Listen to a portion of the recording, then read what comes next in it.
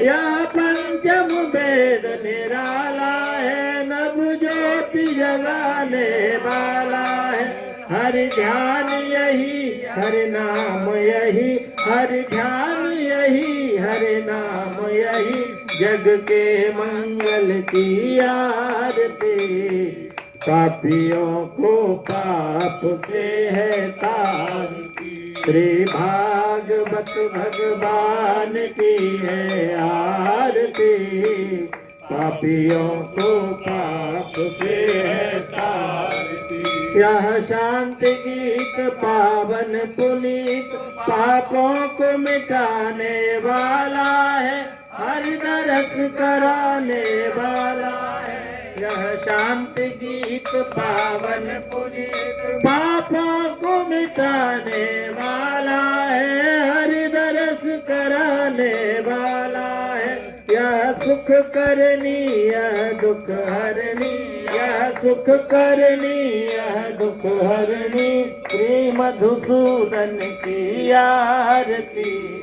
पापियों को पाप से है तारती, श्री भागवत भगवान की है आरती।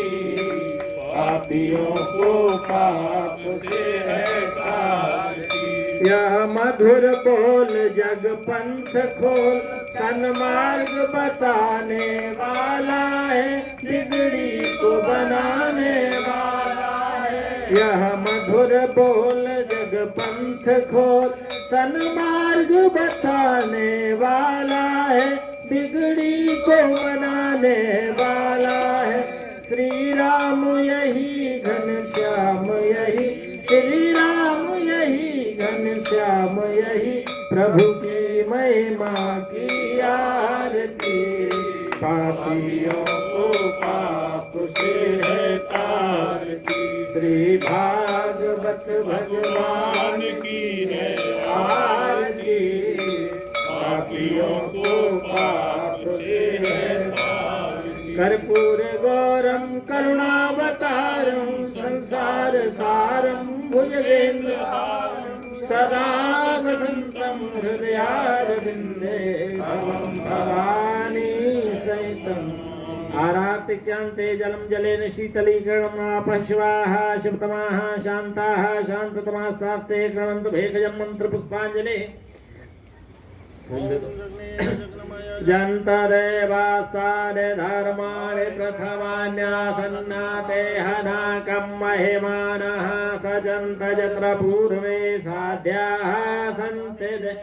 ॐ एकदन्ताय विद्महे वक्रतुण्डाय धीमहि, तन्नो दन्ति प्रचोदयात्। ॐ नारायणाय विद्महे वासुदेवाय धीमहि, तन्नो विष्णुः प्रचोदयात्। ॐ महालक्ष्मी च विद्महे विष्णुपत्नी च धीमहि, तन्नो लक्ष्मी प्रचोदयात्। ॐ ब्रह्मरूपाय विद्महे रुद्ररूपाय धीमहि, तन्नो श्रीगुरवः प्रचोदयात्। सेवन्ते काबकुल चम्पक पाटलाब्जै, पुन्नागजाति करवीर रसाल पुष्पै, बिल्व प्रवाल तुलसी दल मंजरेभे, त्वां पूजयामि जगदीश्वर मे प्रसीद।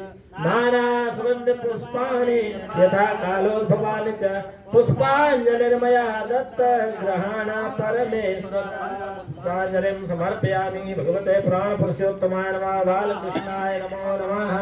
बोलो वृंदावन बिहारी भागवत भगवान, बोलिए श्री सद्गुरुदेव भगवान, श्री स्वामी जी महाराज की जय। जय श्री राम पार्वती पते, हर हर हर महादेव।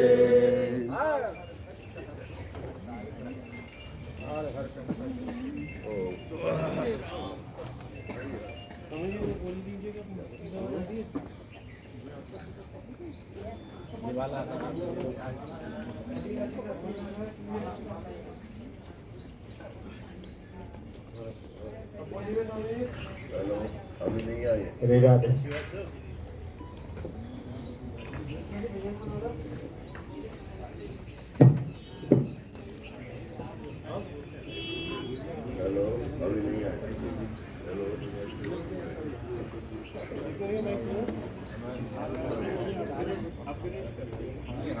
उनका तोड़ रखूंगा।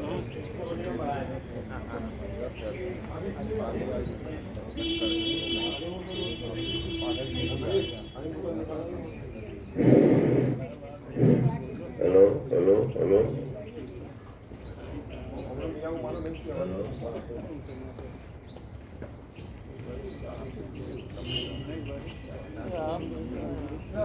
हाँ एक ही साथ ही हेलो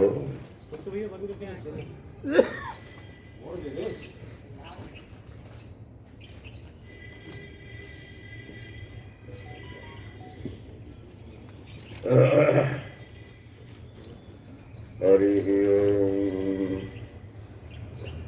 हरि ओम हरि ओम।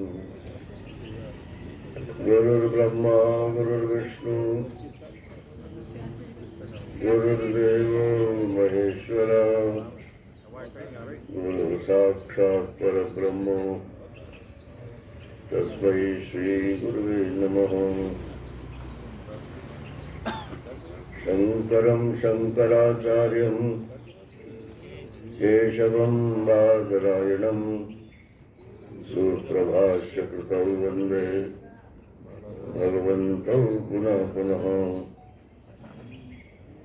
ईश्वरो गुरुरात्मेति मूर्तिभेदविभागिने व्योमवद्व्याप्तदेहाय दक्षिणामूर्तये नमः। कृष्णाय वासुदेवाय हरे परमात्मने प्रणतक्लेशनाशाय गोविन्दाय नमो नमः। जन्माद्यस्य यतोन्मयादितरतश्चार्थेष्वभिज्ञस्वराट् तेने ब्रह्महृदायादिकवये मुह्यन्ति यत्सूरयः। तेजो वारिमृदां यथा विनिमयो यत्र त्रिसर्गो मृषा धाम्ना स्वेद निरस्त सदा गोपं सत्यं परं धीमहि। यं प्रव्रजन्तमनुपेतमपेतकृत्यं द्वैपायनो विरहकातराजुआव पुत्रेति तन्मयतया तर्वोऽभिनेदु तं सर्वभूतहृदयं मुनिमानतोऽस्मि। ॐ नारायण नारायण नारायण नारायण।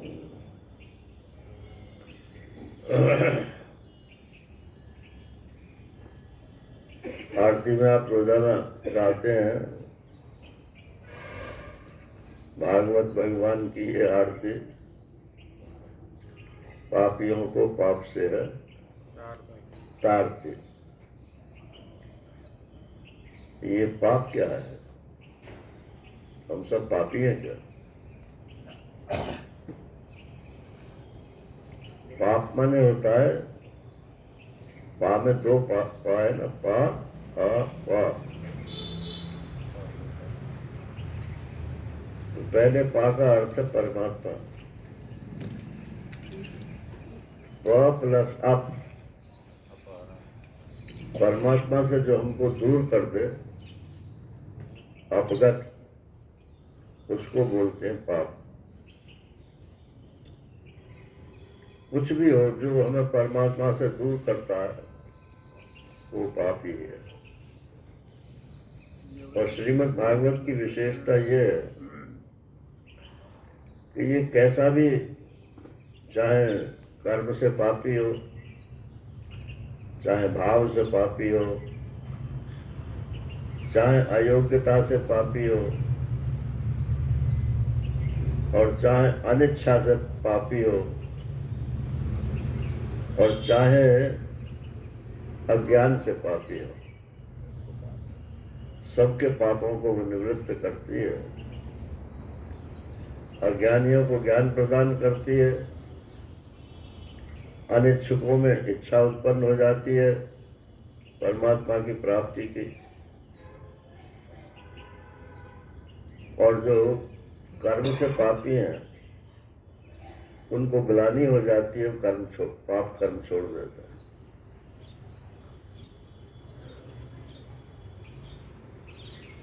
भगवान पाप नहीं कराते,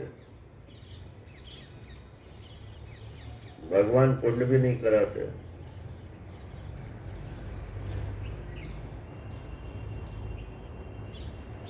ये तो मनुष्य जीव ही जो है पाप पुण्य करता है और उनका फल भोगता है।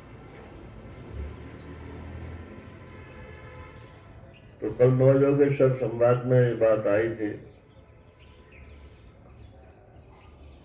कि कर्म अकर्म और विकर्म, कर्म पुण्य है और अकर्म पाप है, और विकर्म जरा छोटा पाप है। यदि हम शास्त्र के अनुसार कर्म करते हैं, अपने कर्तव्य का पालन करते हैं, तो किसी पर एहसान नहीं करते, हम नरक से बच जाते हैं। और यदि कर्म, बुरे कर्मों से वैराग्य हो गया तो फिर ममता हमारी अटक जाती है अपने सगे संबंधियों में। उसके दूर करने का उपाय है महात्माओं का संग। जैसे संग में रहेंगे वैसे ही प्रभाव पड़ेगा। तो जिन्होंने दुस्संग सर्वथा त्याज्य, नारद भक्ति दर्शन है। नारद जी कहते हैं जिसको भक्त होना हो तो दुस्संग को तो सर्वथा त्याग दे, और जो भगवान के भक्त हो उनका संग करो।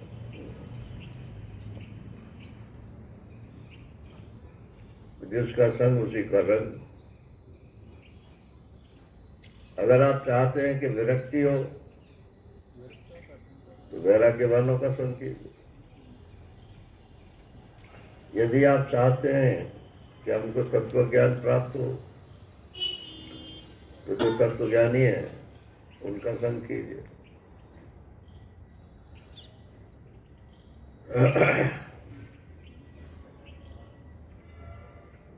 अब नारायण यदुवंशियों की अंतिम काल आ गया। भगवान से किसी ने नहीं पूछा, उस मूसल को तो भेज डाल दिया तो समुद्र में चूरा करके।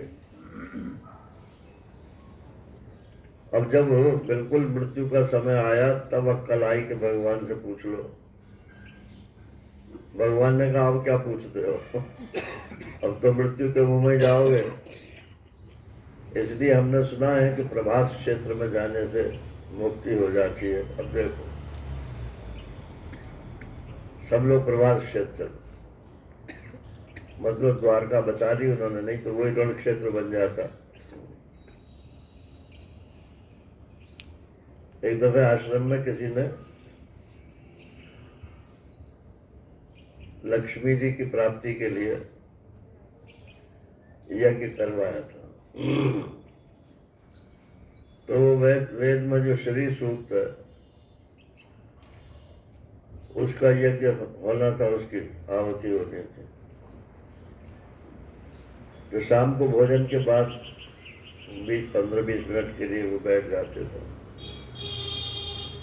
तो किसी ने पूछा कि महाराज ये यज्ञ करने से क्या लक्ष्मी आ जाएगी? तो बोले यज्ञ करने से नहीं आएगी, लक्ष्मी जी की कृपा से लक्ष्मी जी आ जाएंगे। कि वो तो कृपा तो यज्ञ करने से ही आएगी ना। तो बोले ये बेवकूफ जानते नहीं है, हमने कहा है कि लक्ष्मी आ जाएंगी इसलिए लक्ष्मी आ जाएंगी। महात्मा के कहने से होता है नारायण, अपने आप कुछ कर लो तो कुछ नहीं होता। तत्वमसि आपको ज्ञान हो जाएगा। और अपने आप चाहे जितना रगड़ मारो, नारायण, तो विद्वान तो हो जाओगे, क्योंकि शब्द आपके पास आ जाएंगे, तो ज्ञान नहीं होगा। तो महात्माओं का संग करना चाहिए। तो भगवान ने तो सबको भेज दिया प्रभास क्षेत्र, और स्वयं भी प्रभास क्षेत्र चलने को तैयार हुए, तब ये उद्धव जी वहां पहुंच गए। महाभारत में ऐसा लिखा है कि भगवान जब परम धाम को सुधारने, यदुवंशियों का नाश हो गया, उसके बाद जब परम धाम को जाने के लिए तैयार थे, तब उद्धव जी वहां पहुंचे। बहरहाल किसी समय पहुंचे और उन्होंने कहा, प्रभु आप शायद जाना चाहते हैं? कि हाँ भाई, बात तो ऐसी है, मुझे भी ले चलिए। कि नहीं, तुम मेरे कहने से यही रहो और तपस्या करो, और मैं तुमको तत्व ज्ञान प्रदान करता हूँ। उस तपस्या के बल पर फिर जो तुम्हारे पास ज्ञान प्राप्त करने आवे, उसको ज्ञान की परंपरा चलाते हो।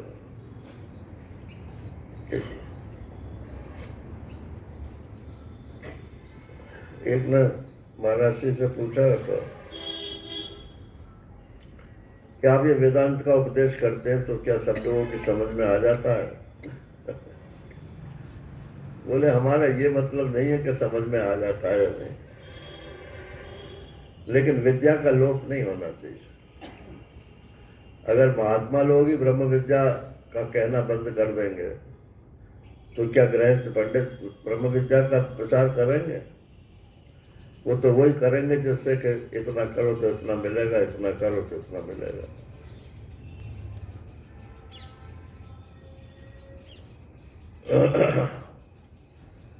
ब्रह्म विद्या में कोई हेतु नहीं होता, ये सत्य का उद्घाटन है। लेकिन पल्ले उसी को पड़ता है जैसे इसकी दरकार हो, और जिसमें इसको धारण करने की योग्यता। योग्यता कैसे आती है, तो उसी के लिए भगवान ने कल शाम मैंने आपको बताया था, 7 श्लोक उन्होंने सुनाए कि त्याग वैराग्य जीवन में बढ़ाओ तो ये ब्रह्म ज्ञान आपके पास आ जाएगा। सुना हुआ ज्ञान वो आपको प्राप्त हो जाएगा।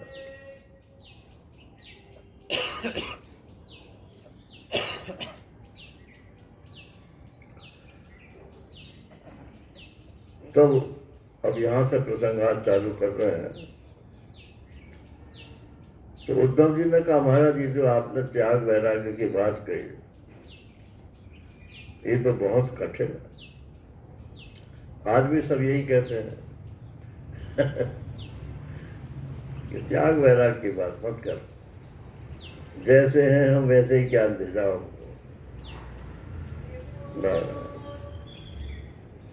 तो ऐसा तो होता नहीं है। ज्ञान की कथा तो कर जाएंगे, उसमें कोई हर्ज नहीं है, लेकिन उसकी प्राप्ति तो उसी को होगी जिसमें त्याग वैराग्य है।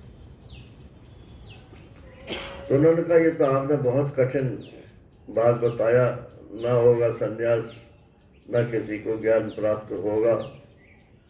और फिर अपने विनय प्रदर्शित करते हैं कि त्यागोयम दुष्करो भूमन कामानाम विषयात्मभि सुतराम त्वयि सर्वात्मन अभक्तैः मे मति। मैं तो इतना बड़ा त्यागी नहीं हूँ, तो कोई सन्यास की बात जो है जरा सरल करके बताओ कि मैं अधिकारी हो जाऊं। भगवान ने कहा कि भाई मेरे को तो जो बताना है वो बताऊंगा, तुम्हें और ज्यादा सरल करना हो तो किसी और से पूछ लेना। एक सज्जन कहीं से आए थे जन, तो आके उन्होंने सत्संग के बाद महाराज श्री को एक पर्चा दिया, महाराज जी से मेरे कुछ प्रश्न हैं, उनका उत्तर में आप दे दीजिए। महाराज जी ने पढ़ा तो 10 प्रश्न लिखे हुए थे उसमें। तो बोले अध्यापक हो क्या? बोले हाँ महाराज अध्यापक। तो फिर उसमें एक लाइन और जोड़ दो तो किसी एक प्रश्न का उत्तर दीजिए।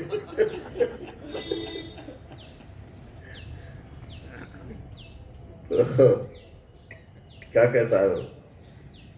एक का ही दे दीजिए। बोले भाई अभी हम प्रवचन करके उठे हैं, अब थोड़ा चाय वाय तुम भी पियो हम भी पियेंगे, उसके बाद बात करेंगे। महाराज मेरा तो रिजर्वेशन है। तो बोले फिर जाओ, फिर कभी जाओ तब पूछ लेना। ये सब मेरे सामने की बात है, इसलिए मैं आपको नाटक करके बता रहा हूँ। उसने वो पर्चा जो है झपट लिया और बोला किसी और से पूछ लेंगे।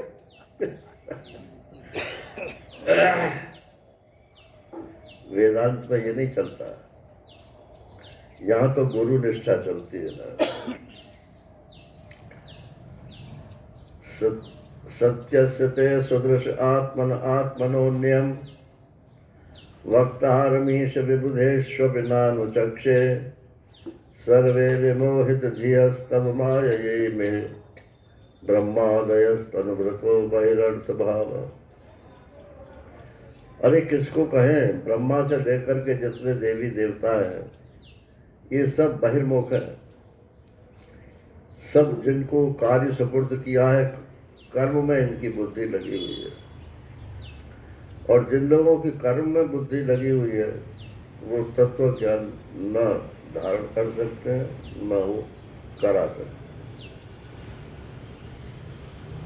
इसलिए मैं तो आप ही से सुनूंगा, केवल आप ही मेरे गुरु हो सकते हैं। आप मेरे ऊपर कृपा कीजिए और जरा सरल ढंग से मेरे को ये त्याग वैराग्य की बात सुनाइए। भगवान ने कहा भाई तुम्हारा ये प्रश्न जनरल तो ठीक है, प्राय संसारी लोगों में इतनी योग्यता नहीं होती है त्याग वैराग्य की, लेकिन तुम तो ऐसे नहीं हो। तुम तो बृहस्पति के शिष्य हो, विद्या तुम्हारी बृहस्पति जी की है, शादी ब्याह के चक्कर में नहीं पड़े, ब्रह्मचारी हो, भगवान के मित्र हो, और क्या चाहिए। और फिर जनरल बात मैं बता दूं, जो मनुष्य हो जाता है तो जितनी भी कायनात है उसमें सब में मैं मनुष्य को सबसे ज्यादा प्रेफरेंस देता हूं, क्योंकि मनुष्य में मैंने वो बुद्धि रख दी है जिससे वो मुझको प्राप्त कर सकते हैं। अब बहानेबाजी करके कोई कहेगा नहीं जी हमारे बस की नहीं है, तो तुम्हारे बस की तो बच्चे पैदा करना है बस, और कुछ नहीं। अरे बस की क्यों नहीं है? 7 समुद्र पार जाकर तो बिजनेस करते हो नारायण, वो तो सब बस की है। और कहोगे ये चैप्टर को जरा पढ़ के आना, तो वो बस की नहीं है।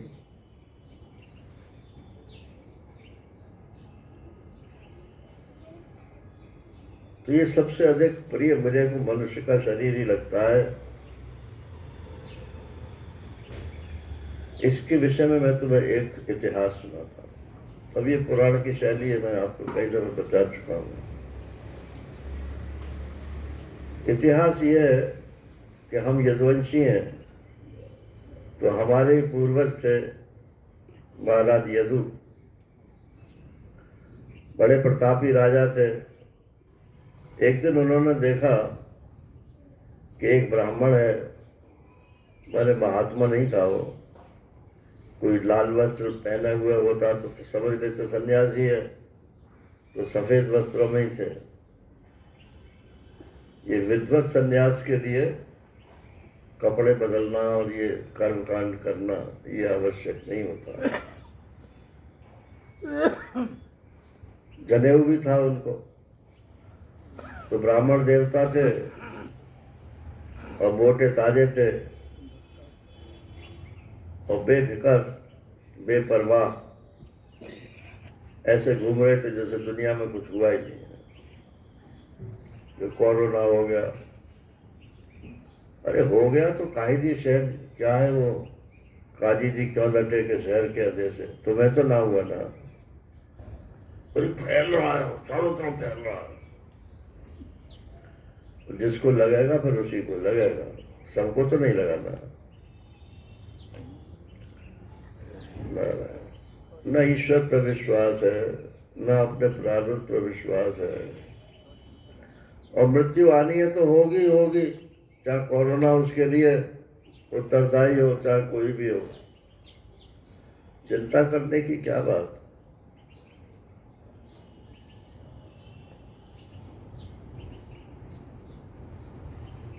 तो यदु महाराज ने कहा कि महाराज प्रणाम करता हूं, एक प्रश्न है, सारी दुनिया चिंताओं फिक्र में मरी जा रही है, आगे क्या होगा, हमारा क्या होगा, हमारे बच्चों का क्या होगा, देश का क्या होगा, और देश के भी आगे। अब तो देश की तो बात रह गई पीछे, अब तो विश्व को संभालो।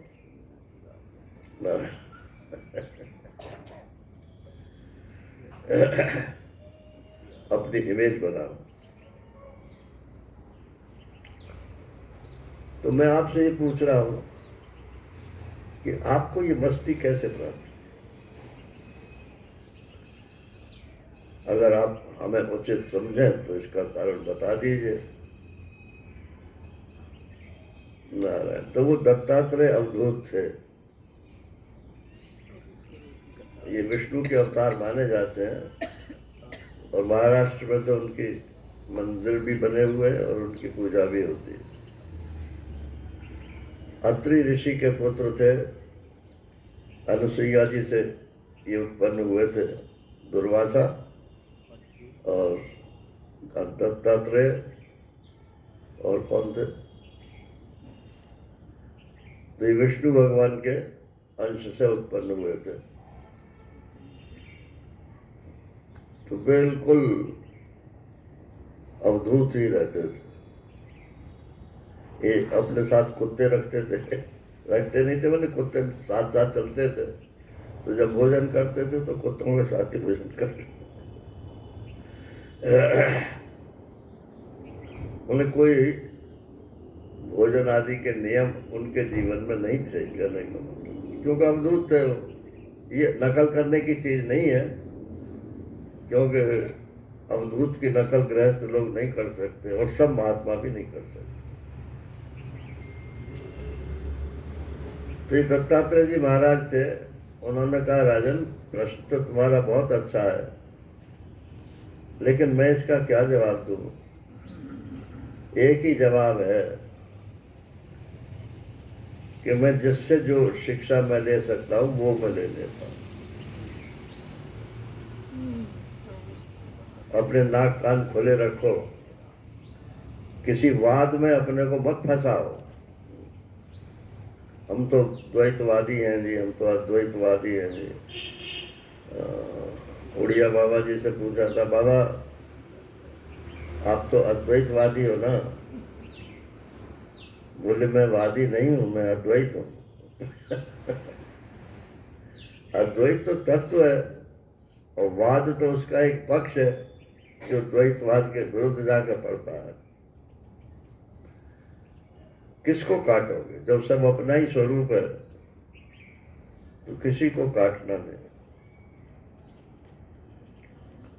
तो मैंने 24 गुरु बनाए। ये आप 24 गुरु मत बनाना, मतलब ये शिक्षा गुरु है, आगे लिखा हुआ है इसमें। जिनसे भी आप शिक्षा लेते हो वो ही आपके गुरु है। माता प्रथम गुरु मानी जाती है, वो आपको बोलना सिखाती है महाराज। फिर पिता दूसरे गुरु माने जाते हैं। फिर तीसरे जो आपको यज्ञोपवीत कराते हैं अगर किसी का हुआ हो तो। फिर चौथे जो आपको कक्षा में ABC या काका गागा प्राइमरी के शिक्षक गुरु होते हैं। फिर उसके बाद आप तला ऊपर चलते चले जाते हैं। आखिर में PhD तक भी गुरु होते हैं ना, लेकिन उसके आगे D.Litt और DSc करोगे तो फिर गुरु की जरूरत नहीं होती। आप स्वयं अपने गुरु बनने लायक हो जाते हो। तो गुरु तो हर पग पर चाहिए। तो 24 की संख्या ही क्यों है?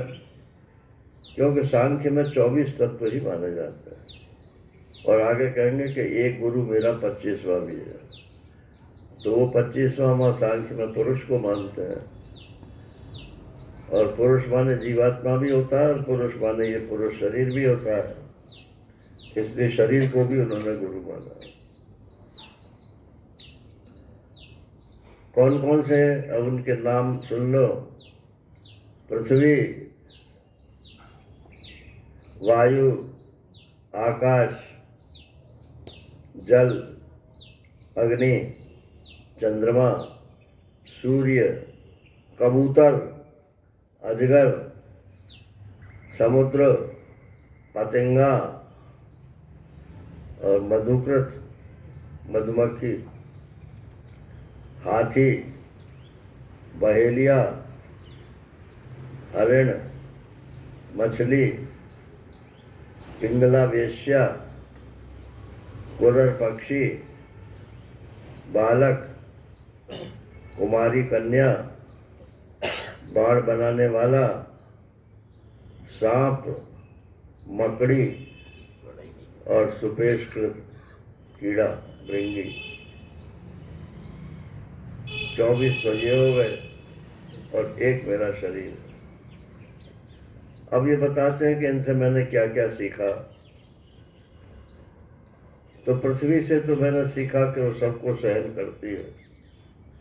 लोग उसमें गड्ढे खोदते हैं, मलमूत्र त्याग करते हैं, लेकिन वो किसी से सबको क्षमा करती है। पृथ्वी के पर्यायवाची नामों में क्षमा भी है। क्षमा माने पृथ्वी। तो क्षमाशील होना माने जैसे पृथ्वी सबको धारण करती है और किसी का बुरा नहीं मानती है, ऐसे ही जो सर्वाधिष्ठान ब्रह्म है वो सबको धारण करता है। नारायण, पापी का को भी और पुण्यात्मा को भी और त्यागी को भी, और सबको धारण करता है। किसी के गुण को गुण नहीं मानता और किसी की ऐब को ऐब नहीं मानता। ऐसा ही महात्मा को होना चाहिए। वायु से मैंने सीखा कि वायु मलमूत्र के ऊपर होकर चलती है, तब उसमें थोड़ी देर के लिए दुर्गंध आ जाती है, लेकिन जैसे ही आगे बढ़ती है तैसे ही वो दुर्गंध के परमाणु गिर जाते हैं और फिर शुद्ध हो जाती है। ऐसे ही संग दोष से कुछ न कुछ सब में आ जाता है, महात्मा में भी आ जाता है, लेकिन यदि सावधान है तो थोड़ी देर पीछे वो फिर असंग हो जाता है। संन्यास का जो मुख्य लक्षण है वो असंगता है। 2 लक्षण है संन्यास के, एक असंगता और एक तत्व ज्ञान। तो असंगता कह लो या वैराग्य कह लो, और तत्व ज्ञान होगा तभी वैराग्य टिकाऊ होता है, नहीं तो वो थोड़े दिन कहीं चालू नहीं है। आकाश से मैंने सीखा कि सब कुछ आकाश में ही है, सबको धारण करते हुए भी सबसे असंग रहता है। ये नहीं कि वायु के कण तो थोड़ी देर के लिए ले भी लेते हैं और फिर छोड़ देते हैं, लेकिन आकाश तो किसी का कोई गुण दोष लेता ही नहीं है, उसमें योग्यता ही नहीं है। आत्मा भी ऐसे ही है, आकाशवत। जल से मैंने सीखा कि सबको मीठी वाणी बोलो। जल के जो गुण बताए जाते हैं, शीतल और मीठा। ये खारी पानी जो है ये तो जमीन के प्रभाव से खारी हो जाता है, लेकिन जल का जो स्वरूप है वो मीठा ही है। मीठा का मतलब चीनी वाला मीठा नहीं।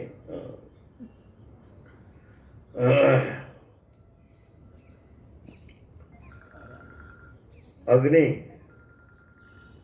अग्नि से मैंने ये सीखा कि उसमें कुछ भी डाल दो सब स्वाहा हो जाता है, अपने सब स्वरूप में मिला लेता है सबको। ये सब असंगता के लक्षण है ना। तो आपका ज्ञान जो है वो ऐसा अग्निवत आपकी प्रतिभा होनी चाहिए। किसी मत मतांतर का खंडन मत करो, लेकिन उसको अपने में पचा लो, क्योंकि सब में परमात्मा मौजूद है। और अद्वैत में क्या कोई दोष नहीं है। अद्वैतवाद, अगर अद्वैतवाद लोगे तो उसमें भी दोष है, और द्वैतवाद लोगे तो उसमें भी दोष है। वाद तो एक पक्ष होता है। तो बोले कोई बात नहीं है, ज्ञानाग्नि में इसको सबको डाल दो, अनुभव ज्ञान में वाद वाद सब जल जाएगा और शुद्ध रह जाएगा। चंद्रमा 16 कलाओं से पूर्ण होता है, एक एक कला करके बढ़ता है और शीतल होता है। लेकिन सूर्य, सारी कायनात हमारी सृष्टि की जितनी भी है वो सूर्य के कारण है। अगर सूर्य 1 मील नहीं 1 फुट नीचे आ जाए फिर देखना, जब प्रलय होती है तो लिखा है कि सूर्य और पृथ्वी के बीच की दूरी कम हो जाती है। अब पृथ्वी सूर्य के पास पहुंच जाती है या सूर्य पृथ्वी के पास आता है, माने बीच की दूरी कम हो जाती है तो सारी वनस्पति जल जाती है और सारा पानी जो है उसका भाप बनकर उड़ जाता है। आप किसके सहारे जिंदा रहोगे? तो आज हम जिंदा हैं तो सूर्य भगवान के कारण जिंदा है। ये गीता जी में भगवान ने कहा कि मैंने ये ज्ञान सबसे पहले सूर्य से कहा। ये सूर्य भगवान का चेला है सबसे पहला। अहिर्निश हमारे लिए कार्य कर रहा है, कर्मयोगी है। ऐसे ही महात्मा को भी सबके प्रति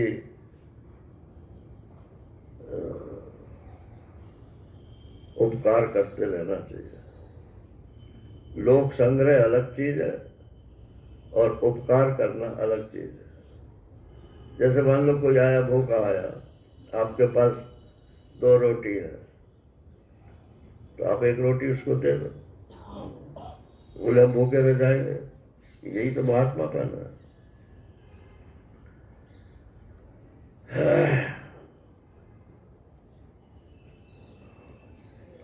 कितने सारे वार्डरोब में कपड़े भरे पड़े हैं ना, गिनती है कुछ, लेकिन एक कपड़ा भी किसी को नहीं देंगे।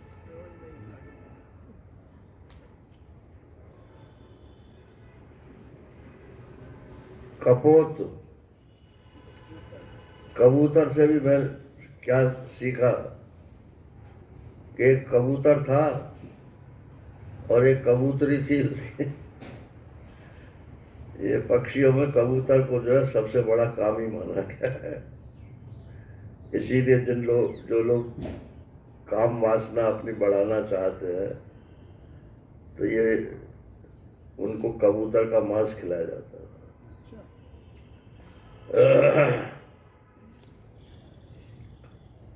आप देखोगे कबूतर कभी अकेला बैठता ही नहीं है। जहां कबूतर या कबूतरी एक आई और दूसरा फौरन आ जाएगा और गोटर को करते रहते हो। अब तो कोई ना चिड़िया घर में घुस सके ना कबूतर घर में घुस सके। पहले तो सब खुले आंगन होते थे, सब पक्षी आते थे ना।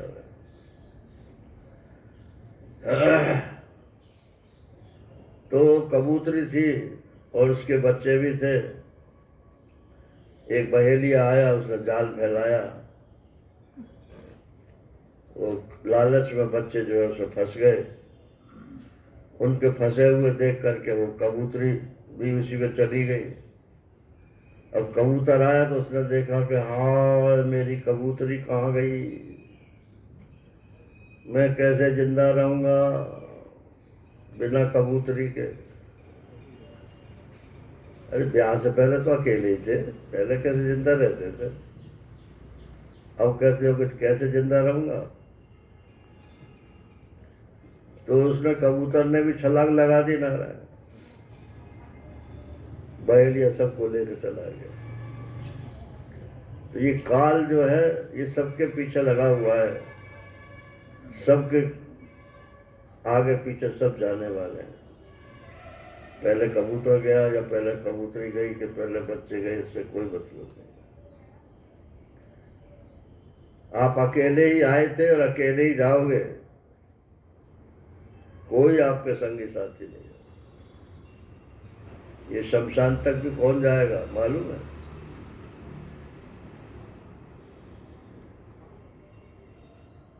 लोग कहते हैं उसके क्या शमशान ले जाने वाले, आजकल ले जाने वाले तो थोड़े ही होते हैं। बाद में जो शोक सभा होती है ना, वहाँ इंदौर में गीता भवन में प्राय प्रतिदिन सभा होती है। तो वहाँ ये देखा जाता है कि किसकी शोक सभा में कितने आदमी आए और फिर जो आदमी आते हैं वो फिर जिसका आदमी या कोई मरा है तो उसको फिर पर्सनल अटेंडेंस लगवाते हैं, और जो आके चला जाए और किसी को पता ही नहीं चले तो उसका आना ही बेकार। और अब तो मैंने वहां ये देखा कि वो जो शोक सभा कर रहा है मुखिया, वो उनके नाश्ते का भी प्रबंध रखता है। तुम शोक सभा कर रहे हो कि शादी ब्याह कर रहे हो? किसी को शौक नहीं है नारायण।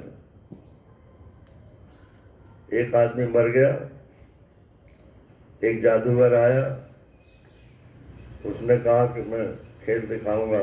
क्या खेल दिखाओगे? कि जो मरे हुए आदमी उनको मैं जिंदा कर दूंगा,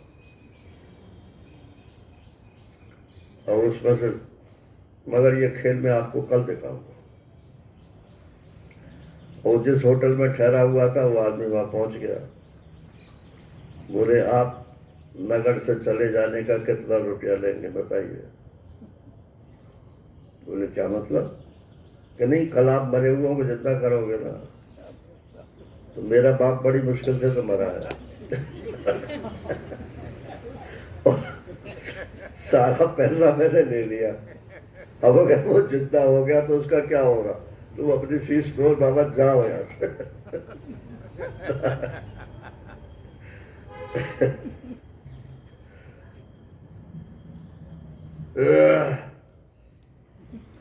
तो वो कपोत की तरह से गृहस्थ आश्रम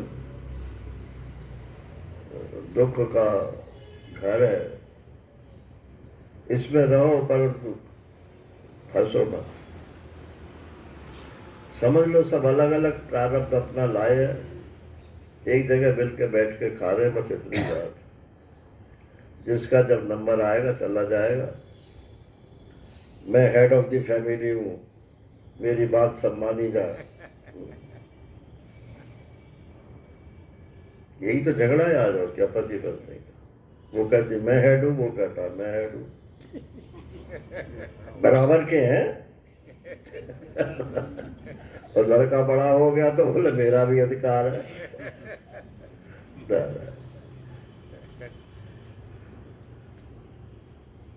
समुद्र से मैंने क्या सीखा कि समुद्र में सारी नदियां जाकर के मिल जाती हैं, परंतु अपनी मर्यादा नहीं छोड़ता। समुद्र मापा प्रविशन्ति यद्वत् तद्वत् कामायम प्रविशन्ति सर्वे शांति मापनोति न काम। समुद्र किसी नदी को इन्विटेशन नहीं भेजता है कि तुम अपना पानी मेरे में डालो। अरे वो डालेंगी उसी में, क्योंकि सबसे नीचे निचला स्थान समुद्र का ही है।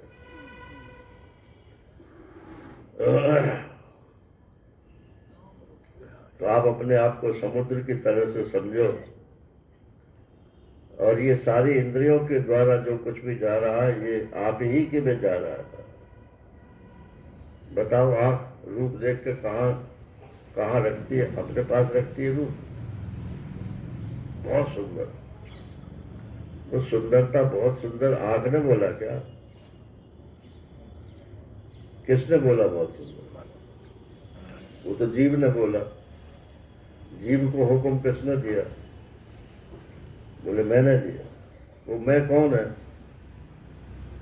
इसका तो पता ही नहीं। तो सब इंद्रियों का, सब मन का स्वामी जो मैं है, जीवात्मा नारायण, वो किसी को इनविटेशन नहीं देता, लेकिन सब उसी को सूचना देते हैं, और फिर वो कहता है कि ये करो, ये मत करो। और जो साक्षी आत्मा है वो तो जीवात्मा से भी नहीं कहता कि तुम ये करो, ये मत करो। वो तो सबको प्रकाशित करता रहता है। पतंगा, पतंगा माने ये जो लाइट के ऊपर जो कीड़े आकर मरते हैं, ये किसके वजह से मरते हैं? बोले उन्हें रूप बहुत पसंद है, रोशनी। तो जहां आपने मोमबत्ती जलाई और उस पर आकर टक्कर मारने शुरू कर देते हैं।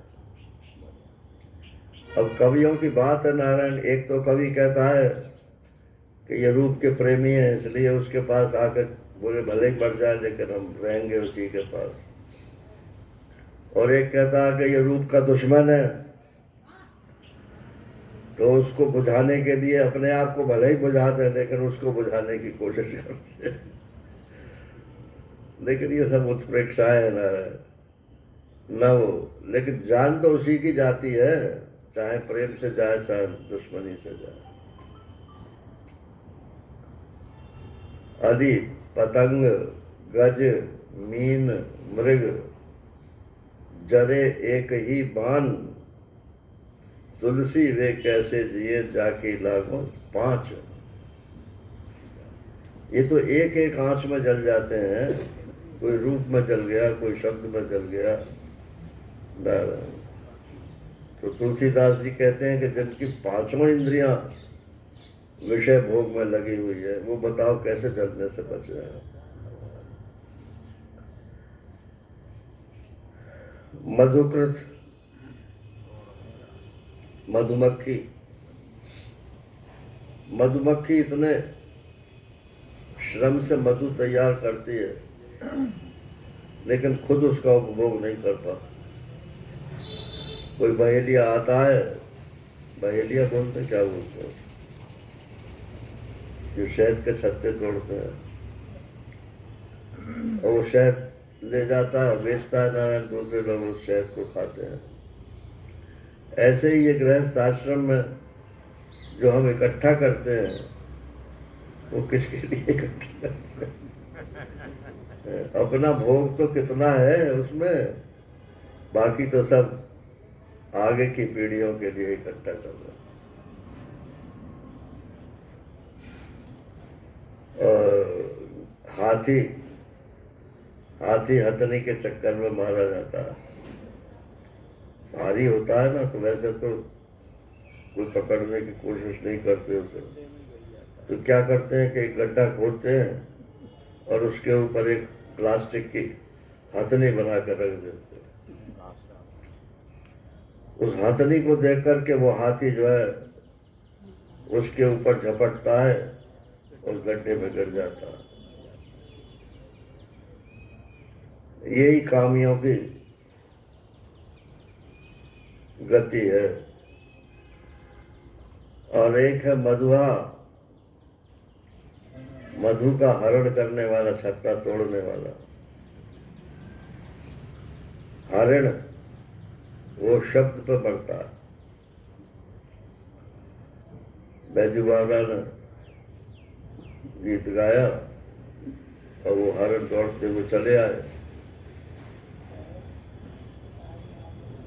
लेकिन अगर हरिण आ जाएंगे तो मरेंगे ही, पकड़ लिए जाएंगे। और मीन मछली वो स्वाद इंद्रिय में मारी जाती है। वो जो कांटा होता है उसमें वो आटा लगा देते हैं, तो आटे के लोभ में वो उसको पकड़ती है, वो कांटा उसके गले में फंस जाता है। पिंगला, एक पिंगला नाम की वेश्या थी, जनकपुर में रहती थी। अब इसको जो है, जनकपुर तो मतलब ज्ञानियों का नगर है, उसमें ये वेश्या रहती थी। ये जो हमारी बुद्धि है ना, यही पिंगला वेश्या। ये वेश्या क्यों है कि इसे ये भी चाहिए और ये भी चाहिए, ये भी, सब प्रकार के ग्रंथ पढ़ लेंगे, काम शास्त्र भी पढ़ लेती है और ब्रह्म शास्त्र भी पढ़ लेती है। अब भाई हम तो विद्वान हैं, हम तो सब पढ़ेंगे, मारो तो सूर्य जाकर।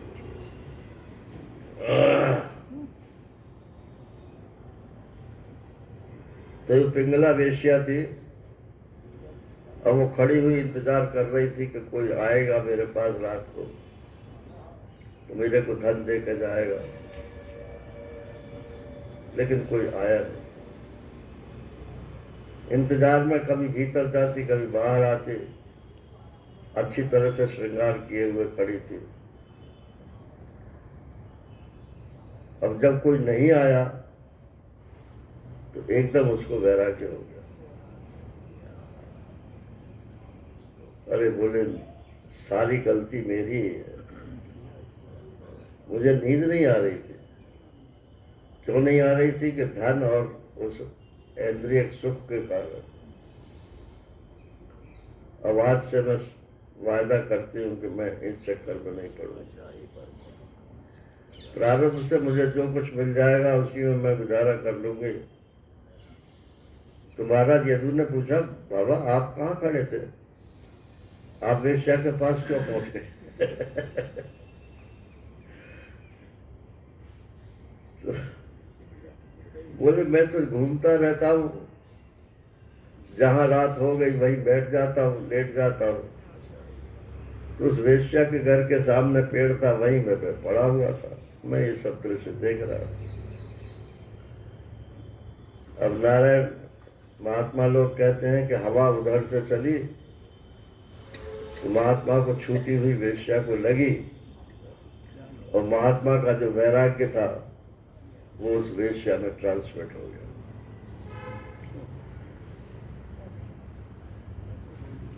इसी प्रकार से मैंने पिंगला से ये शिक्षा ली कि किसी की आशा मत करो। नैराश्यम परमम सुखम, आशा ही परमम दुखम। किसी से आशा करो ये वो ये दे जाएगा हमको, हमारा ये काम बना देगा, तो अंत में आपको निराशा ही हाथ लगेगी। पहले ही सोच लो मुझे किसी से आशा नहीं, जो प्रारब्ध में होगा वो होकर रहेगा, और जो नहीं होगा वो चाहे जितना जोर लगा लो आप, नहीं होगा। और नहीं, एक कुरर पक्षी था, चील समझ लो, तो उस एक मांस का टुकड़ा लेके आसमान में उड़ गया। चील तो अपने स्त्रीलिंग में बोलते हैं, और ये कुरर पक्षी जो है ये पुल्लिंग में है। तो वो चील जो है वो मांस का टुकड़ा उसके मुंह में था, आकाश में उड़ गया। दूसरी चीलों ने देखा कि इसके मुंह में मांस का टुकड़ा है, तो सब उसके ऊपर टूट पड़ी। अब वो अपनी जान बचावे या उस मांस के टुकड़े की रक्षा करे। तब उसने ये निश्चय किया कि ये तो मेरे को नहीं मारना चाहती, ये तो इस मांस के टुकड़े की लोभी है। इसलिए उसने अपनी चोंच में से वो मांस का टुकड़ा छोड़ दिया, तो सारी चील भाग गई। उससे मैंने ये शिक्षा ली कि संसार में जो है भोग जो है इसी के लोग, इसी के मारे दुख देते हैं, सुख देते हैं। सारे जो स्ट्राइव है, स्ट्रगल है, वो सब इसी के कारण। बालक से मैंने एक शिक्षा ये ली कि बालक को आप, उसके हाथ में एक बालक की मुट्ठी नहीं खुलती थी, तो डॉक्टरों ने कहा भाई खुलनी तो चाहिए कैसे भी, नहीं खुली। तो बोले ये खेल रहा था तब क्या था इसके पास? तो बोले इसके पास वो 10 रुपए का सिक्का था। तो बोले अच्छा। तो डॉक्टर ने जो है एक 100 रुपए का सिक्का या नोट जो है उसके सामने रखा। बोले ले बेटा, तो खट से मुट्ठी खोल दी। 10 रुपए जाए और 100 रुपए आवे, नारायण तो मुट्ठी क्यों ना खोलेगी। तो मैंने उस बालक से यह शिक्षा ली कि उस बालक का 10 और 100 में नोट पे कोई प्रीति नहीं है, वैल्यूज में सारी प्रीति है। और ये उपनिषद शब्द का जो अर्थ है, उसमें सद धातु का यही अर्थ है कि संसार में जो हमने वैल्यूज लगा रखी है, ये अच्छा, ये बहुत अच्छा, ये उससे अच्छा, ये वैल्यू सब एक साथ सब समाप्त हो जाते हैं। एक कुमारी कन्या से भी मैंने शिक्षा ली। उसके घर में उसको देखने वाले आने वाले थे, लेकिन पुरुष कोई था नहीं। तो उसने लोगों को बैठाल दिया और घर में गरीबी थी तो धान कूटने लगी उसी समय, चावल निकालने के लिए। उसके हाथ में चूड़ियाँ थी, तो जब धान कूट रही थी तो वो चूड़ियाँ बजती थी। तो उसके मन में आया कि ये लोग क्या सोचेंगे कि इनके यहाँ कोई रेडीमेड चावल भी नहीं है, ऐसे गरीब घराने में कि हम शादी क्यों करें। तो उसने चूड़ी उतारनी शुरू कर दी। जब 2 चूड़ी रह गई तब भी वो बजे। तब उसने कहा कि भाई एक ही चूड़ी रखो। एक चूड़ी रह गई तो फिर उसका बजना बंद हो गया। बाबा तुम वहां कहाँ पहुंच गए? मैं तो ऐसे ही घूमता रहता हूँ। जो दृश्य मेरे को दिखाई दे जाता है वही मैं देखता हूँ, उससे शिक्षा ले लेता हूँ। तो जब वो एक चूड़ी रह गई तो उससे मैंने ये शिक्षा ली कि बाबाओं को 2 बाबा एक जगह नहीं रहने चाहिए। नहीं तो उनकी शांति भंग हो जाएगी, कुछ ना कुछ बात जरूर करेंगे। अकेले ही रहने का सामर्थ्य होना चाहिए। एक बाण बनाने वाला था, उससे भी मैंने शिक्षा ली। राजा की सवारी निकली तो वो बाण बना रहा था। वो तो अपने पीछे से एक कर्मचारी दौड़ा हुआ आया, पीछे रह गया होगा। उससे पूछा भैया यहाँ से कोई राजा की सवारी निकली है? उसने कहा निकली होगी, मैं तो बाण बना रहा था। अरे बड़े धूमधाम से निकलेगी राजा की सवारी, तो तेरे को मालूम नहीं? कि ना, मैं तो बाण बनाने में व्यस्त था। तो ऐसे ही संसार में क्या, जितनी ये धूमधाम हो रही है, अच्छी भी हो रही है, बुरी भी हो रही है। नारायण तू बैठ के अपना भवन बुहार, हरि से लागा रहो रे भाई, तेरी मदद बन जाएगी। भजन करने में जिसको आनंद आ जाता है उसे फिर अकेला खलता नहीं। सांप से भी मैंने एक शिक्षा ली। बोले सांप से? कि हाँ। क्या शिक्षा ली? कि सांप जो है वो अपना घर नहीं बनाता। जो चूहे हैं वो अपना घर बनाते हैं। तो सांप जो है उन चूहों के बिलों में घुस जाता है और सांप को खा लेता है, भोजन भी मिल जाता है और वहीं आराम से सोता है। तो हमारे एक मित्र कहते थे कि खोदत खोदत मूसा मर गए, मूसा मर चूहे, खोदत खोदत मूसा मर गए और मौज करी भुजंगा ने।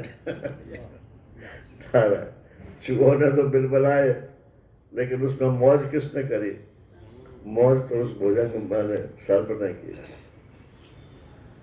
इतने बड़े बड़े महल बनते हैं गृहस्थों के, और फिर महात्माओं से कहते महाराज हमारा घर पवित्र कर दीजिए। तो वो उनके घर में जाते हैं, तो उन्होंने तो नहीं बनाया ना, सारा श्रम उनका बच गया, लेकिन रहने को तो मिल गया। लेकिन झोपड़ी में भी वही रहते हैं और महल में भी वही रहते हैं। मकड़ी से भी मैंने शिक्षा ली।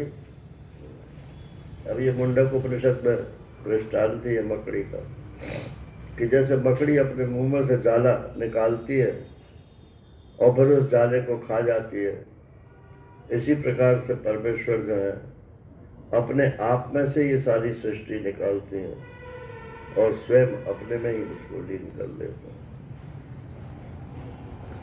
और एक वो कीड़ा होता है, बिलनी, बिलनी बोलते हैं उसको, भृंगी कीड़ा, तो वो पकड़ लाता है अपने बच्चों के, मतलब छोटे छोटे कीड़ों को, और उसमें दीवार में छेद जो होते हैं उनमें उसका घर होता है, तो उसमें उस कीड़े को रख देता है और बाहर से उसको बंद कर देता है। कोई तो क्या इसमें तो लिखा है बंद कर देता है, और हमने पढ़ा कि वो उसके बाहर भृंगी कीड़ा जो है वो अपना गुनगुनाता रहता है। अब वो भीतर जो कीड़ा बंद है वो सोचता है कि ये मुझे को खा जाएगा, खा जाएगा। तो इतना डर लगता है उसे अपने मरने का कि थोड़े थोड़े दिन में वो स्वयं भी भृंगी कीड़ा बन जाता है। ऐसे ही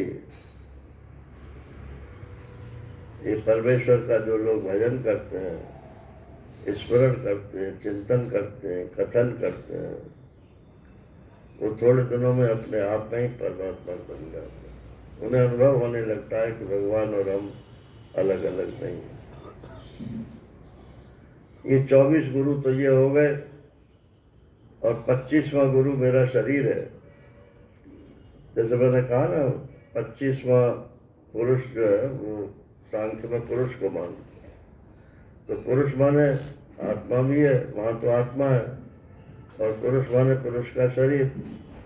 तो तादात्म्यापत्ति से शरीर को भी पुरुष बोलते हैं। तो ये 25वां गुरु मेरा शरीर है। तो इनसे, इस शरीर से मैंने क्या सीखा कि ये तो प्रतिक्षण नष्ट हो रहा है, इसलिए जब तक इसमें शक्ति है तभी तक परमात्मा का साधन भजन कर लेना चाहिए और भगवान को प्राप्त करना चाहिए। अगर इसकी शक्ति नष्ट हो गई तो फिर कुछ नहीं हो सकता। अगले जन्म का तो किसी को ठेका है नहीं नारायण। अगले जन्म में हम मनुष्य बनेंगे या देवता, मान लो नीचे नहीं गए ऊपर ही गए तो देवता बन जाएंगे। तो देवता भी तो कर्म नहीं कर सकते, वो तो भोग योनि है, भोग करके फिर यहीं आएंगे लौट कर। क्षीणे पुण्य मर्त्य लोक मिशन से। होटल में जैसे जितना पैसा जमा किया है आपने, बस वो पैसा खत्म होते ही उनके होटल वालों के जो हिलंदे हैं तो आपको उठाकर बाहर फेंक देंगे। या तो अगला पैसा जमा करो और नहीं तो उठाकर फेंक देंगे। अब तो जेल में भी डाल देते हैं।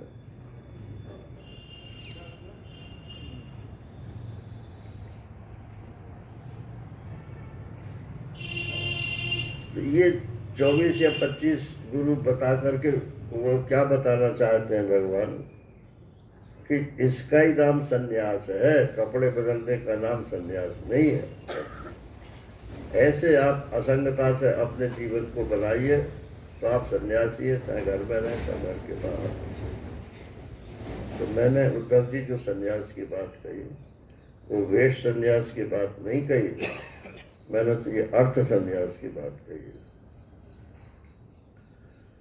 दत्तात्रेय जी के बात सुनकर के हमारे जो पूर्वज यदु जी थे वो बहुत संतुष्ट हुए और उनका जीवन भी बदल गया और अंत में उन सब आसक्तियों का परित्याग हो गया।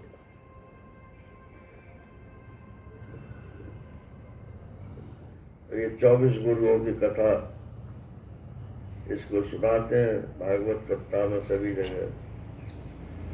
9 योगेश्वर संवाद और 24 गुरु, बस एकादश स्कंद में लोग प्राय इतना ही सुनाते हैं। लेकिन ये तो नारायण 9वां अध्याय पूरा हुआ है और इसमें 31 अध्याय है। तो मैं भी बीच में थोड़ा छोड़ूंगा क्योंकि टाइम के हिसाब से पूरा करना है।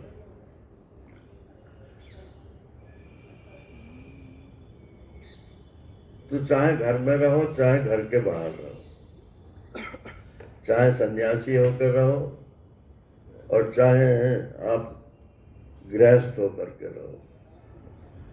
गृहस्थ और सन्यास दोनों आश्रम है और दोनों में मूलतः कोई अंतर नहीं।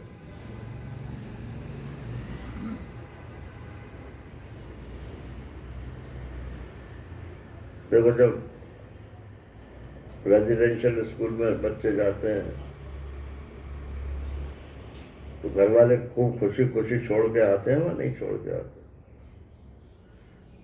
और इतना पैसा खर्च होता है उसमें कि जो खर्च करेगा वही जानता है। हम तो सुनते ही सुनते हैं। और फिर उन बच्चों को जो है सिवाय उनके यहाँ जो है कि महीने साल भर में जाओगे या 6 महीने में जाओगे, उससे पहले कहीं जाने नहीं देते। तो एक तरह से गुरुकुल प्रथा ही हो गई ना वो। पहले गुरुकुल में तो 12 साल तक गुरुकुल में ही रहते थे, चाहे राजा का बेटा हो और चाहे साधारण व्यक्ति का बेटा हो। तो गुरु जी की सेवा करना और बढ़िया कपड़े घर के नहीं पहनने देते थे कि राजा का बेटा है तो खूब बढ़िया कपड़े पहना, नहीं। जो गुरुकुल की यूनिफॉर्म है और हिजाब भी जो है सुप्रीम कोर्ट का चल गया। हम तो हिजाब पहन के ही परीक्षा देंगे।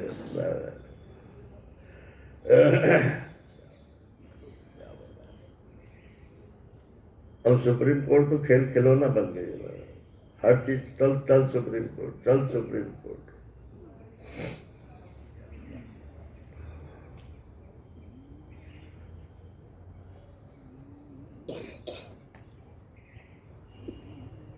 बात ये समझनी है कि ये जो लौकिक और पारलौकिक माने मरने के बाद जो आपको स्वर्ग इत्यादि की प्राप्ति, चाहे स्वर्ग प्राप्ति हो मरने के बाद और चाहे इस लोक में जो आपको मिला हुआ है वो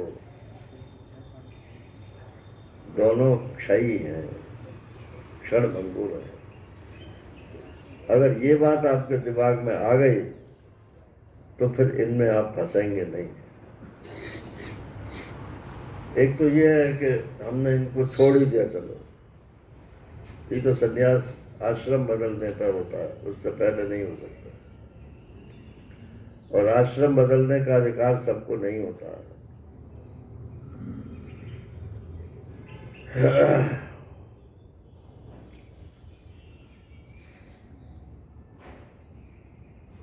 लेकिन भोगों की असारता का दिग्दर्शन तो सब कर सकते हैं।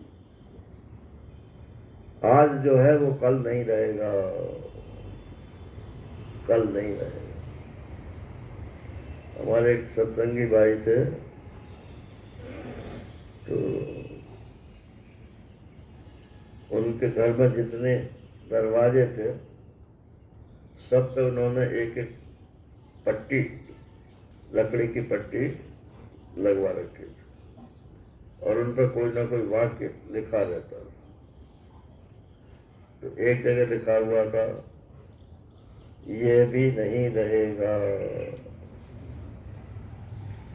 एक जगह लिखा रखा था, तू साक्षी है देखे जा।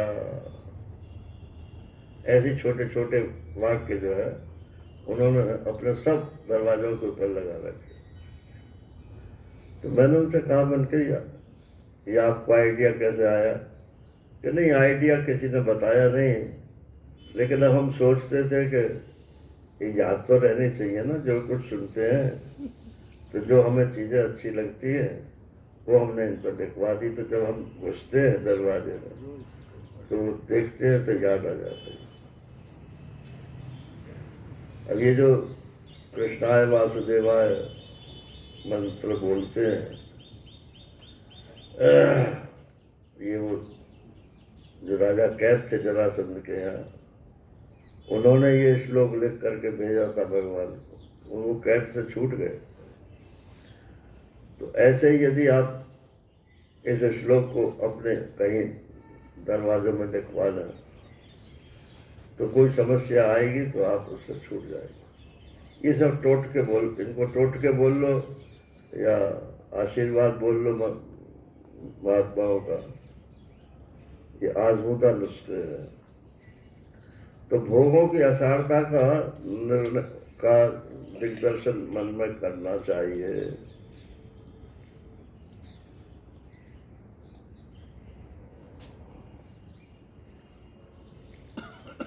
दोष दृष्टि से कुछ नहीं छूटता, ये बात आप समझो। दोष दृष्टि से और क्या होगा? अरे पैसा बहुत बुरी चीज है। बुरी कहाँ से भैया? वो तो जड़ वस्तु है, न उसमें कुछ अच्छाई है न उसमें कुछ बुराई है। आप उसका उपयोग कैसे करते हो उसमें से अच्छाई बुराई निकलती है। अगर आप उस पैसे से किसी क्लब में जाकर जुआ खेलते हो तो बुरे हो, और यदि आप उसी पैसे से कहीं अच्छा सत्संग करते हो या दान दक्षिणा आदि करते हो तो उस पैसे में क्या, पैसा तो जोखा चाहिए ना, उसका उपयोग अच्छाई बुराई में होना चाहिए, ना कि उस पैसे को में दोष दृष्टि रखनी चाहिए। बोले घर गृहस्थी बहुत बुरी चीज है। अरे तुम किसी माँ बाप से पैदा नहीं हुए तो वो भी तो गृहस्थ थे। अब तुमने अगर तुम्हारा गृहस्थ हो गया तो इसमें बुराई की क्या बात? लेकिन उनकी ममता पे मत फंसो। जो उनके प्रति यदि आपका कोई कर्तव्य है तो उसको करो, पढ़ाओ लिखाओ शादी करो ब्याह करो, बस इतना ही कर्तव्य है। सारी जिंदगी उनसे चिपटे रहना ये कर्तव्य नहीं है। वो कल परसों कभी मैंने सुना है ना कि वो 3 बच्चे थे तो उसने कहा कि एक अमेरिका में, एक फलानी जगह, और तीसरा तो मेरे पास ही रहेगा। क्योंकि बुढ़ापे में मेरी सेवा कौन करेगा? मैं, अरे तुम अपनी सेवा के लिए संतान पैदा किए हो या जीव अपने लिए आया है?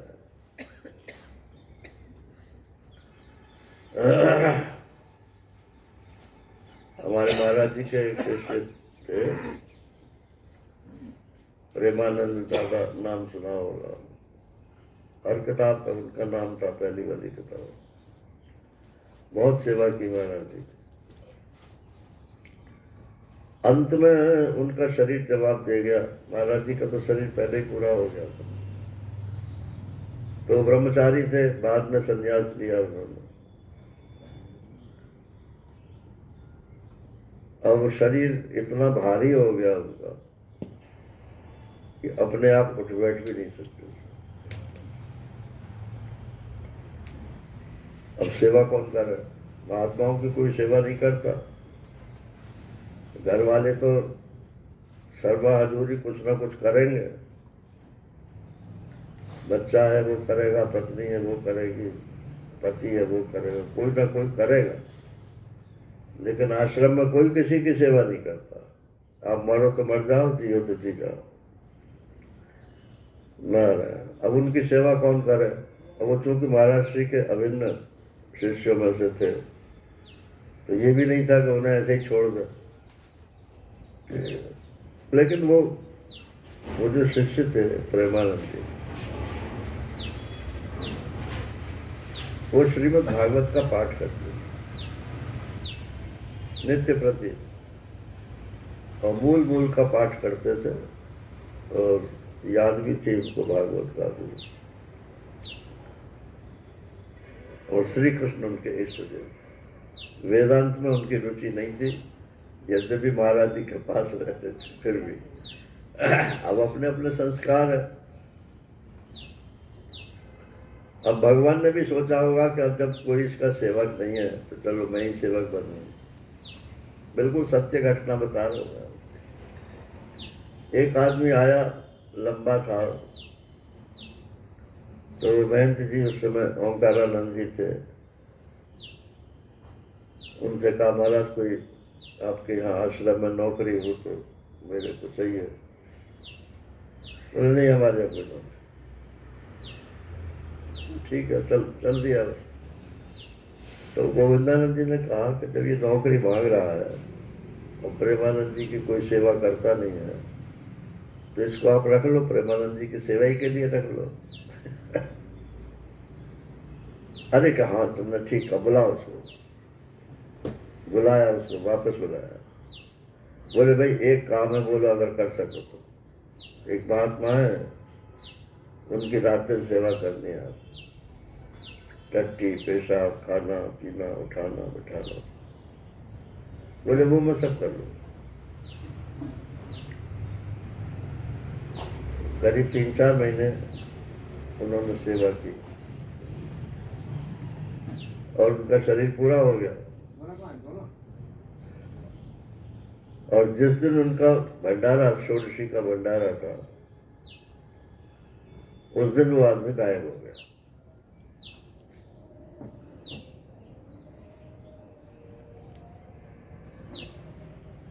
तीन 4 महीने में न तो उसने पैसे मांगे,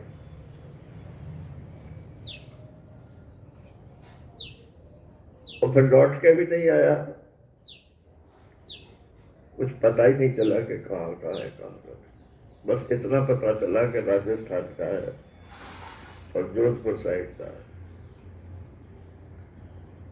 तो जोधपुर में महाराज जी के शिष्य थे, उनसे पता लगवाया कि भाई इस कद काठी का कोई आदमी सत्संग से जुड़ा हुआ है क्या? वहां कोई आज तक कोई पता नहीं।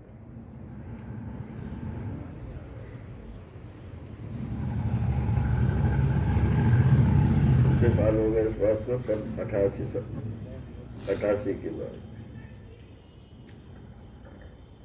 12 और 22 34 वर्ष। कौन था वो?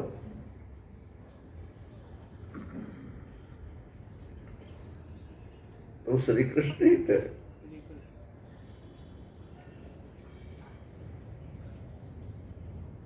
आप ये क्यों भूल जाते हो कि जिसको हम अपना सर्वस्व मानते हैं वो हमको भूल जाएगा? नहीं, अगर आप उसको सर्वस्व मानते हो तो वो आपके हर समय हाजिर जरूर रहेगा। इसलिए चिंता करने की कोई बात नहीं। यही भक्ति का एक रहस्य है। सर्वधर्मान परित्यज्य मामेकम शरणम व्रज बोलते तो हम हैं, लेकिन भगवान ने जो आश्वासन दिया है कि अहम त्वा सर्व पापेभ्यो मोक्षयिष्यामि मा शुचा, तो शोक मत कर, छोड़ना मेरे ऊपर। सारे संसार को जो चलाता है वो एक व्यक्ति को नहीं चला सकता क्या? नारायण।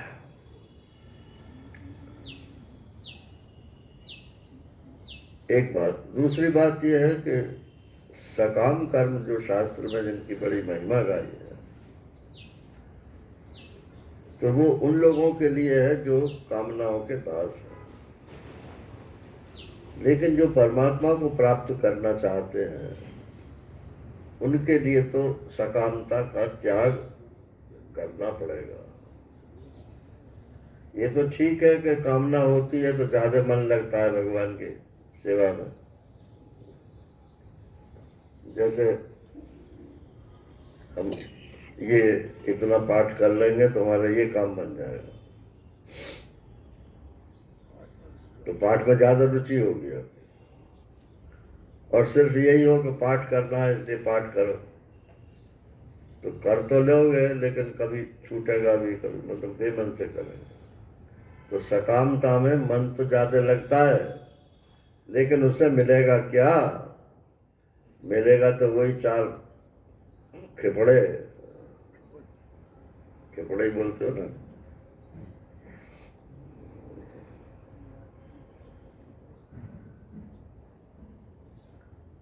मिट्टी के जो टुकड़े होते हैं। अरे रुपया मिल जाएगा, कोई और क्या मिलेगा।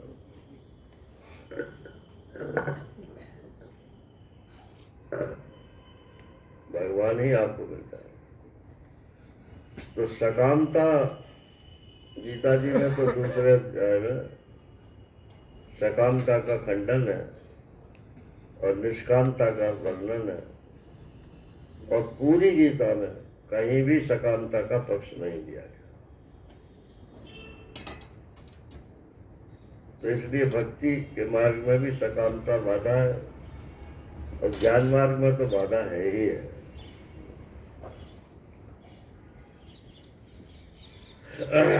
जो सकामता से भगवान का ध्यान भजन करता है उसका तो बार बार जन्म मरण होगा ही, इसमें कोई संदेह नहीं। अब उद्धव जी ने पूछा कि भगवान ये बताओ कि जो आदमी बंधा हुआ है उसका क्या लक्षण है, और जो छूट गया उसका क्या लक्षण है, और जो आपका भक्त है उसका क्या लक्षण। तीन चीजें इस 11वें अध्याय में पूछ रहा है। बोले बद्धो मुक्त इति व्याख्या गुणतो में न वस्तुतः गुणस्य माया मूलत्वात् न मे मोक्षो न बंधनम। मैं बंधा हुआ हूँ या मैं मुक्त हूँ, ये वास्तविकता नहीं है। ये तो सत्वगुण जब बढ़ता है तब मैं मुक्त हूँ ऐसी भावना आ जाती है, और जब रजोगुण तमोगुण होता है तब मैं बंध गया हूँ ऐसी भावना आ जाती है। गुणस्य माया मूलत्वात्, और ये रजोगुण सत्वगुण तमोगुण जो है इनका मूल माया है। तो माया से ही बंधन और मोक्ष है। वास्तव में न मे मोक्षो न बंधनम, न मुझमें मोक्ष है न मुझमें बंधन है। अब इसको जरा समझ देना। ये कच्चे ज्ञान वाले भी यही बोलते हैं। कच्चे ज्ञान वाले माने ज्ञान तो हो गया लेकिन अनुभव ज्ञान तक उनकी बात नहीं पहुंची, तो कहते हैं न मैं बद्ध हूं न मैं मुक्त हूं।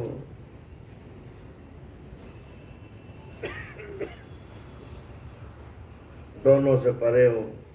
कौन है भाई दोनों से परे? तो अपने को धोखे में मत रखना। भगवान अपने लिए कह रहे हैं कि मैं बंधन और मुक्त दोनों से परे हूँ। वास्तव में मुझमें बंधन और मोक्ष नहीं है। गुणों के कारण ही बंधन और मोक्ष मुझमें मालूम पड़ता है। तो आप जब तक परमात्मा से एकता का अनुभव नहीं करते हो तब तक आपको भी यही मालूम पड़ेगा। और झूठ मूठ को तो चाहे से मान लो कि मैं तो नित्य मुक्त हूँ। नित्य मुक्त तो आत्मा हो, लेकिन आप आत्मा अपने को मानते कब हो? थोड़ी देर के लिए आत्मा मान लेते हो जब सत्संग में बैठते हो या जब विचार करते हो, और फिर वही संसार जैसा पहले था वैसे ही फिर हो जाता है। शोक मोह सुखम दुखम देहापत्यस्य मायया स्वप्नो यथात्मना ख्याति संस्कृत न तो वास्तविक। इसी प्रकार से शोक और मोह, सुख और दुख और देह प्राप्त करना और छूटना, ये सब माया का खेल है। जैसे स्वप्न में सब कुछ होता है लेकिन होता नहीं है। ये संस्कृति माने बार बार जन्मना मरना, जैसे स्वप्न में इसकी ख्याति होती है, वास्तव में नहीं होती, ऐसे ही है। अब इसको आज जरा आप सोचिएगा। देखो भागवत तो किसी टाइम से पूरी कर ही देंगे, मगर कुछ गांठ बांध के दे जाओ। विचार के लिए कुछ सामग्री ले जाओ। मैं शरीर नहीं हूं, शरीर मेरा नहीं है, नंबर 1। मैं सूक्ष्म शरीर नहीं हूं, सूक्ष्म शरीर मेरा नहीं है, नंबर 2। मैं कारण शरीर नहीं हूं, कारण शरीर मेरा नहीं है, नंबर 3। मैं जीव नहीं हूं और जीवत्व मुझ में नहीं है। मैं इनका संचालन करने वाला मायाधीश भी नहीं हूं। मैं सबका साक्षी आत्मा हूं। ये 4 चीजें, 4 भी 5 चीजें हैं हमारा। और फिर सोचना कि हमारे जीवन में शोक वो कहाँ है, सुख दुख कहाँ है। ये जन्म मरण से जो हम डरे हुए हैं, ये डर कहाँ पे है, किसको है? ये सब स्वप्न है।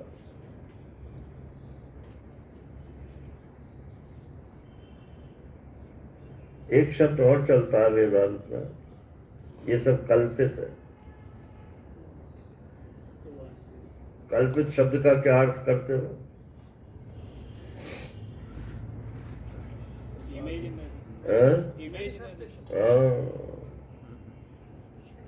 तो इमेजिनरी अर्थ नहीं है वेदांत में कल्पित शब्द का। इमेजिनरी तो ख्याली पुलाव है ना रे। वेदांत में जो कल्पित शब्द है वो पारिभाषिक है। चैतन्य में जो कुछ भी प्रतीत होता है उसको कल्पित ही बोलते हैं। ये सृष्टि मुझ आत्मा में कल्पित है। ये नहीं है कि ये मैंने कल्पना कर ली है, ऐसा नहीं है।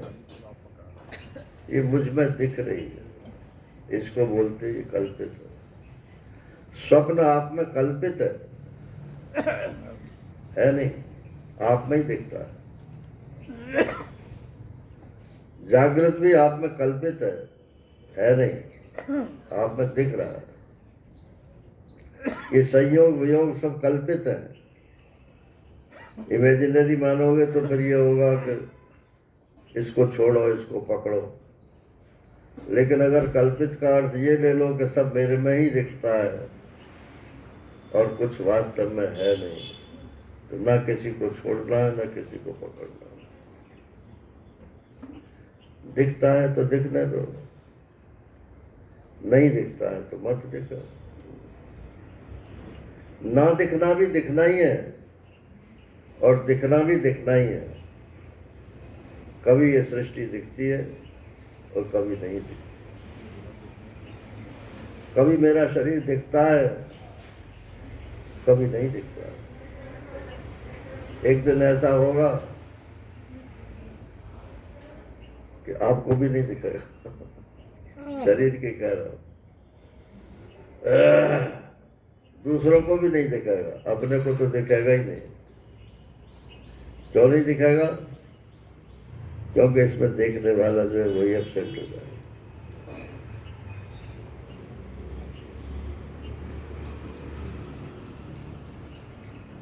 और जब ऐसा है तो स्वप्न के पदार्थों का आपसे क्या संबंध है? कोई संबंध होगा?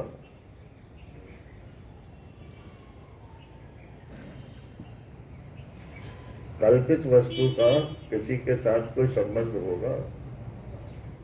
बोले वो संबंध भी कल्पित होगा। नहीं नहीं, वहां कल्पित का मतलब इमेजिनरी है, क्योंकि संबंध जो है वो प्रतीति का विषय नहीं है, वो मान्यता का विषय है। ये पुस्तक मेरी है, ये मेरापन जो है यही तो संबंध हुआ ना। ये पुस्तक मेरी है तो इसमें क्या है? जब तक मेरे पास है मेरी है, कोई चुरा के ले जा तो मेरी कहां से है?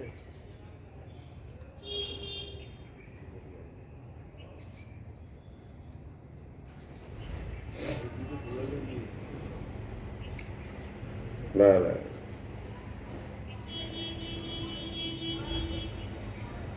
एक ही प्रारब्ध की बात भी स्पष्ट कर लेनी चाहिए। बस 5 मिनट और लूंगा।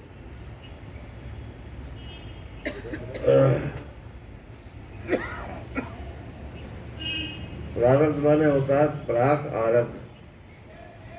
प्राक माने पहले और आरब्ध माने जो शुरू हुआ। जो पहले शुरू हुआ उसको बोलते हैं प्रारब्ध।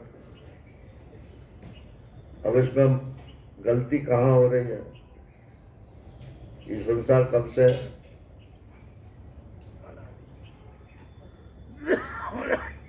ये पहले संसार कब से है तो कुछ पता नहीं ना।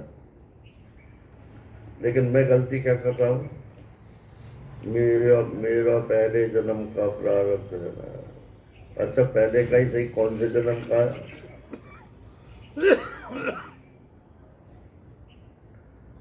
ये सब ढोल की पोल है ना।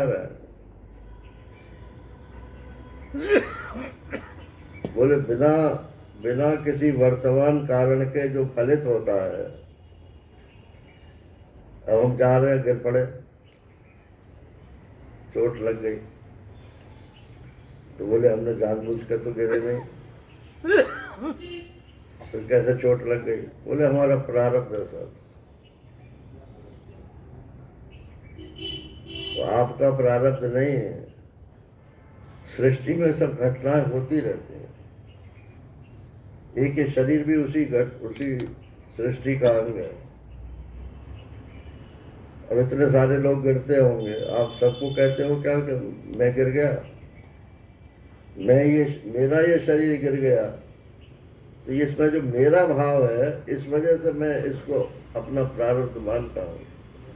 और जिस दिन इस शरीर में मेरा भाव खत्म हो जाएगा उस दिन मेरा प्रारब्ध भी खत्म। प्रारब्ध रहेगा लेकिन मेरा प्रारब्ध नहीं रहेगा। इसीलिए शंकराचार्य जी ने विवेक चूड़ामणि में और अपरोक्षानुभूति में दोनों जगह ये बात कही है कि ज्ञानी का कोई प्रारब्ध नहीं होता है, लेकिन जिस कक्षा में उसका देह है तो देह का तो प्रारब्ध होता है।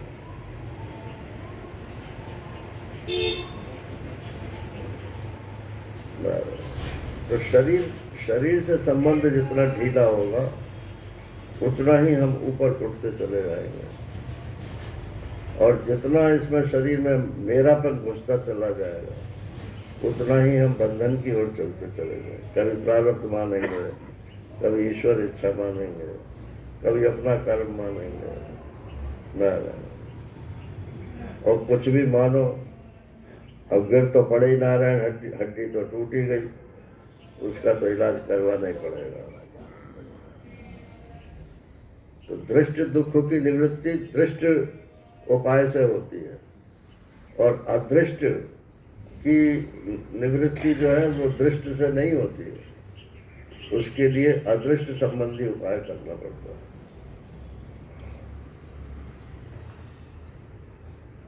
ज्योतिषी से पूछोगे किसी से तो वो कुछ ना कुछ बता देगा, तुम्हारे ऊपर ये ग्रह चक्कर है। अच्छा, एक एक ग्रह का चक्कर जो है एक आदमी के ऊपर ही होता है या एक ग्रुप के ऊपर होता है? ये मैं साइंस की दृष्टि से कह रहा हूँ। ये ग्रुप है, ये स्टैटिस्टिक्स है, ये मैथमेटिकल साइंस नहीं है जो फलित ज्योतिष है। अब वो आप उस ग्रुप में आते हो कि नहीं आते हो, प्रश्न इतना है। अगर आप उस ग्रुप से बाहर हो तो उस ग्रह चक्कर का आपके ऊपर कोई प्रभाव नहीं।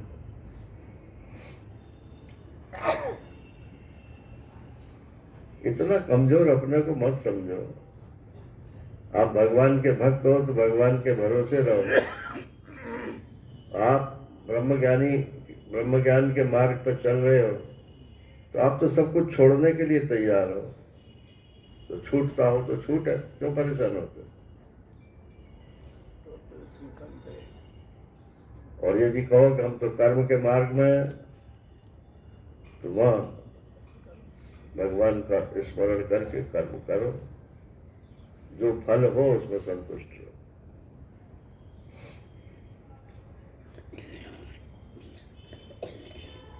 अभी तो इसमें और भी है। ये इसके हिसाब से अगर मैं बोलूंगा ना तो एक एक श्लोक की मतलब पार नहीं पड़ेगी। मैं तो उसका सार सार आपको बोल रहा हूँ। और जिनको श्लोक वाइज सुनना हो, पढ़ना हो, तो YouTube पे मैंने बोला हुआ है, अपने आश्रम के लिंक पे वो अवेलेबल होगा। पूरे एकादश स्कंद के ऊपर बोला हुआ, वहां देख सकते हैं। हरि ओम। पूर्णमदः पूर्णमिदं पूर्णात् पूर्णमुदच्यते पूर्णस्य पूर्णमादाय पूर्णमेवावशिष्यते। ओम शांति शांति शांति। हरि ओम। श्री गुरुभ्यो नमः। हरि ओम। नारायण।